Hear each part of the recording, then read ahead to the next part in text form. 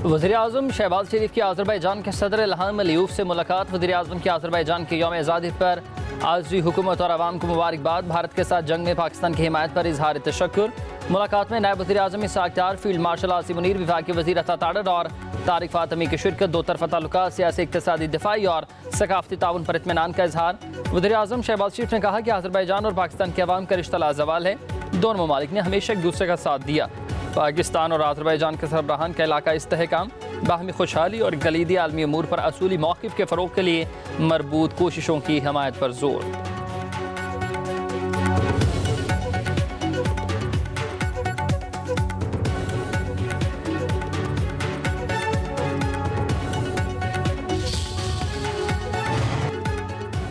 Field marshal Syed Asim Munir की Iran के army chief major general Mohammad Bagheri से मुलाकात। दो तरफा बाहमी दिलचस्पी के अमूर, आलमी सूरत हाल समेत खित्ते में अमन इस्तेहकाम पर तबादला ख्याल।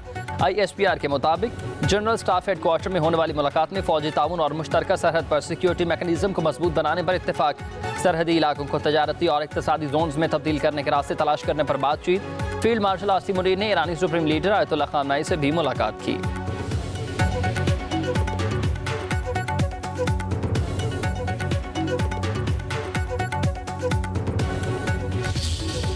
28 मई यौम तकबीर, पाकिस्तान का एटमी कुव्वत बनना कौमी सलामती की ज़मानत और इस्लामी दुनिया के लिए उम्मीद का निशान। 1998 में भारत ने खित्ते में ताकत का तवाज़ुन बदलने की कोशिश की, तब भी उसे मुंह तोड़ जवाब दिया गया। चाकची के पहाड़ों में यके बाद दीगरे 5 एटमी धमाके करके दुश्मन की बर्तरी का गुरूर खाक में मिलाया। एटमी धमाकों के साथ ही पाकिस्तान एटमी कुव्वत रखने वाला दुनिया का 7वां और आलम इस्लाम का पहला मुल्क बन गया।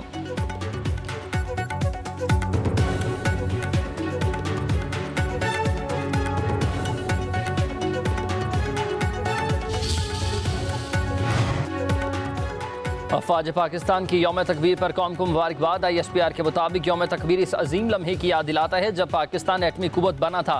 पाकिस्तान के एटमी तजर्बात ने जनूबी एशिया में ताकत का तवाज़ुन बहाल किया। पाकिस्तान ने बतौर खुद मुख्तार रियासत अपने दिफा का हक मनवाया। पाकिस्तान के दिफा को नाकाबिल तस्खीर बनाने के लिए काविशें करने वालों को खराज अकीदत पेश करने का दिन है। मुसल्लह अफवाज हर किस्म के खतरात के खिलाफ मादरे वतन के दिफा के लिए पुरअज़्म है।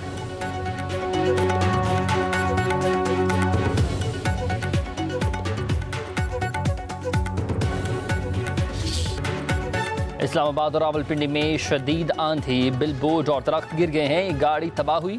गर्दलूद हवाओं के बाद मूसलाधार बारिश। मुजफ्फराबाद में आसमानी बिजली गिरने से मस्जिद और मुतादिद घरों को नुकसान। एक खातून जाबह खानेवाल गुजरात में वाली जेहलम में आंधी और तूफान। बारिश शुरू होते ही मौसम खुशगवार। खैबर पख्तूनख्वा में बादलों की एंट्री।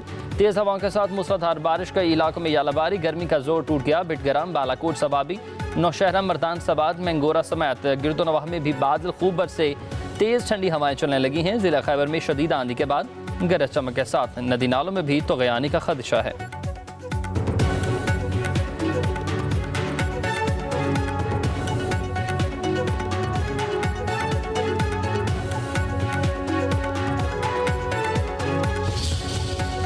पाकिस्तान के किसी भी मकाम से माह ज़ुल्हज्जा का चांद नजर आने की कोई शहादत मौसूल नहीं हुई, लिहाजा दफा के राय से फैसला किया गया कि 1 ज़ुल्हज्जा 1446 हिजरी 29 मई 2025 को होगी। ज़ुल्हज का चांद पाकिस्तान में नजर नहीं आया। 1 ज़ुल्हज 29 मई बरोज़ जुमेरात को होगी। ईद-उल-अज़हा 7 जून बरोज़ हफ्ते को होगी। चेयरमैन मौलाना सईद अब्दुल खबीर आज़ाद के ज़ेर सदारत रोयत हलाल कमेटी का इस्लामाबाद में इजलास हुआ। रोयत हलाल कमेटी के मुताबिक मुल्क भर से चांद नजर आने की शहादतें मौसूल नहीं हुई। सऊदी अरब और मुत्तहिदा अरब अमारात में चांद नजर आ गया। वक़ूफ़ अरफ़ात जुमेरात 5 जून को होगा। सऊदी अरब में ईद-उल-अज़हा 6 जून बरोज़ जुमे को होगी।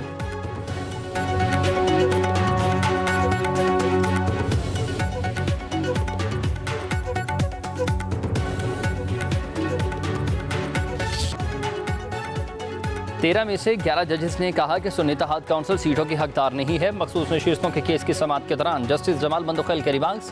वकील फैसल सदीकी ने कहा कि 13 में से 11 जजेस ने करार दिया है कि मखसूस नशिस्तों के हकदार PTI है।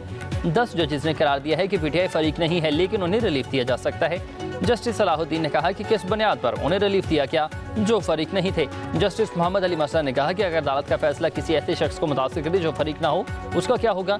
आज खुद नोटिस में ही कई लोग फरीक नहीं होते, उनका क्या बनेगा? क्या फैसला आइन के खिलाफ होने पर भी नजरसानी हो सकती है? जस्टिस मुसरत हलाली ने कहा कि सुन्नी इत्तेहाद काउंसिल के चेयरमैन अपनी जमात और निशान से इलेक्शन क्यों नहीं लड़ रहे? आप सुन्नी इत्तेहाद काउंसिल के वकील हैं, जमात और निशान से इलेक्शन लड़ें। तहरीक इंसाफ की नुमाइंदगी के लिए इजाज़त ली है। वकील फैसल सदीकी ने कहा कि केस के हक़ाइक़ की वजह से मुझे इसकी इजाज़त की ज़रूरत नहीं थी। जस्टिस अमीनुद्दीन ने कहा कि फैसले में आते जीते हुए उम्मीदवारों को किस जमात में जाने का हक दिया गया? क्या बेहतर ना होता कि तमाम उम्मीदवारों को यह हक दिया जाता?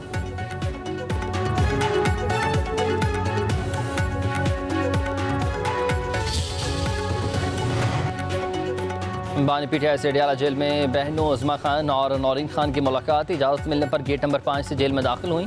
बानी से वकला इरफान खान न्याजी और खलील अहमद अवान की भी मुलाकात। पुलिस ने वकील नईम हैदर पंजोता और अली मोहम्मद खान को अडियाला जेल जाने से रोक दिया।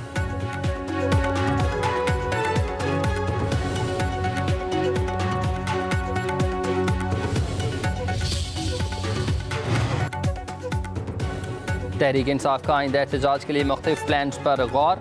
जुनीद अकबर का मारकला के पहाड़ों में खामा बस्ती कायम करने के इंडिया पब्लिक न्यूज़ से खसूसी गुफ्तगू में बोले कि क़यादत का इशारा मिलते ही इस्लामाबाद की जानिब पैदल मार्च का कहा जाएगा। दूर दराज इलाकों के कारकुनान को इस्लामाबाद नहीं बुलाएंगे, उन्हें अपने इलाके की शाहराहें ब्लॉक करने का कहेंगे। जुनीद अकबर की बिलावल भुट्टो जरदारी पर भी तनकीद। कहा कि बलूचिस्तान और कराची के कारकुनान के साथ जो हो रहा है वो भी देखें। बिलावल भुट्टो को पहले अपने गिरेबान में झांकना चाहिए।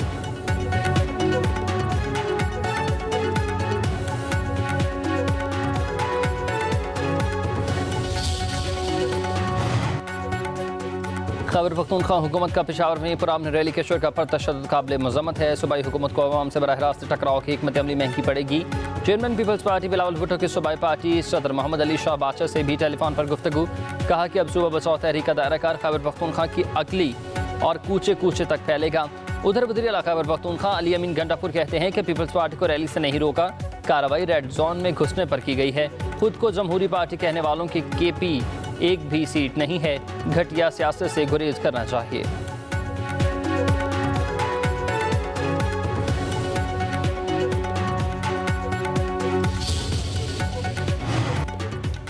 भारत के खिलाफ बुनियादुल मरसूस ऑपरेशन नवाज शरीफ की ज़ेर निगरानी ही हुआ। वज़ीर इत्तलात पंजाब अज़मा बुखारी ने कहा कि नवाज शरीफ की ज़ेर निगरानी ऑपरेशन वाली बात ख्वाजा आसिफ ने भी की।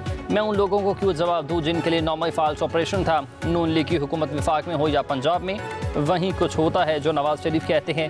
पीटीआई वाले कहते रहे कि पाक भारत जंग टोपी ड्रामा है।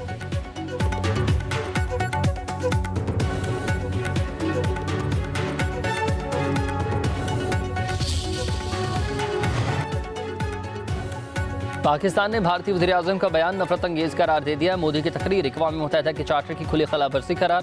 तर्जुमान दफ्तर ख़ारिजा का कहना है कि नरेंद्र मोदी के बयान में नफरत, तशद्दुद अंगेज़ लबो लहजे नहायत काबिल तशवीश है। भारतीय वज़ीर आज़म का बयान ख़त्ती के लिए ख़तरनाक नज़ीर कायम करने की कोशिश है। भारतीय क़यादत में सियासी बलूगत शाइस्तगी के जवाल पर अफसोस है। पाकिस्तान इन बयानात को एक ज़िम्मेदाराना और गैर ज़िम्मेदाराना इश्तियाल अंगेज़ समझता है। इंतहा पसंदी वाकई भारत हुकूमत के लिए एक मसला है तो वो अपने अंदर झांकें। आलमी बरादरी मोदी के बयानात का नोटिस लेगी। पाकिस्तान की सलामती या फिर इलाकाई सालमियत का खतरा लाहक हुआ तो फिर भरपूर जवाब दिया जाएगा।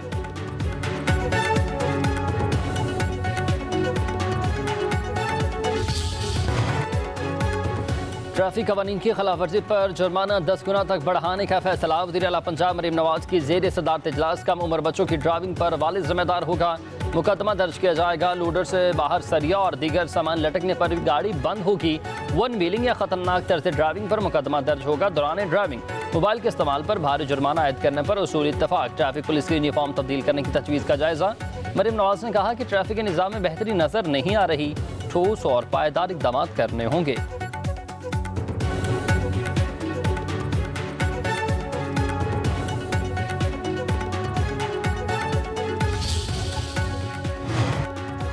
कराची के बाद सिंध के दीगर शहरों में इलेक्ट्रिक बसेस सर्विसेज शुरू करने के लिए कोशिशें तेज। सीनियर वज़ीर शर्जील इनाम मेमन कहते हैं कि मुस्तकबिल इलेक्ट्रॉनिक गाड़ियों का है। सिंध हुकूमत इलेक्ट्रिक व्हीकल सेक्टर में गैर मामूली पेशरफ चाहती है। एशियाई तरक्याती बैंक के वक्त की शर्जील इनाम मेमन से मुलाकात। ट्रांसपोर्ट सेक्टर में मुमकिन सरमायाकारी पर तबादला ख्याल।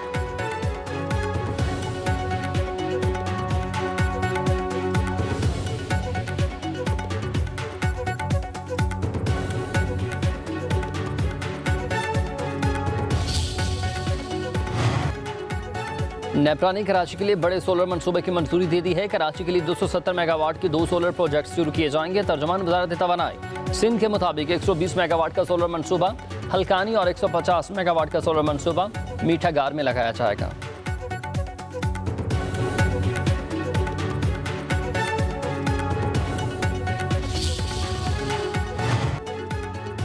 सोने की फी तोला कीमत में 3,600 रुपये की कमी। कीमत 3,47,900 रुपये हो गई। 10 ग्राम सोना 3,086 रुपये सस्ता। कीमत $2,98,268 रुपये। आलमी मार्केट में सोने की कीमत में $36 की कमी।